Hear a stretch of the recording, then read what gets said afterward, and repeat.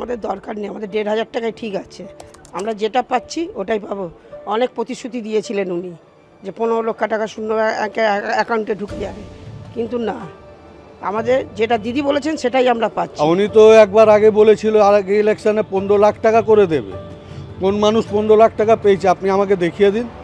মোদি তো বললো 11 লাখ টাকা দেবো, আজকে পর্যন্ত তো পাইনি। মানে ইলেকশনের একটা প্রলোভন দেওয়া হচ্ছে, এটা কতটা কি কার্যকর হবে এটা তো কিছু বলা যাচ্ছে না। আগে বলেছিল আমাদেরকে 15 লাখ টাকা সবাইকে দিবে 2014-তে, এসে যে কিছু কাউকে 1 টাকা পায়নি।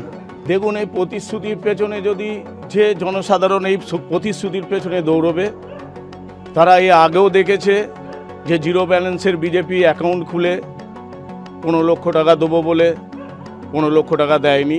বলছে, উনি কি বলেছে কি আমি দিয়ে দেবো এখন? ও শুধু জুমলা দিতে আসে ওরা।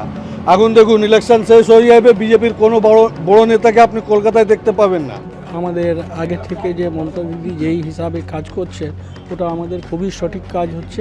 দিদি একটা লক্ষ্মী ভাণ্ডার দিচ্ছে, তারপর বিধবা ভাতা দিচ্ছে, এখন এই কারেন্ট চালু করলো, যারা ছেলেরা কাজধম্ব করে না তাদের 1500 টাকা করে দিচ্ছে।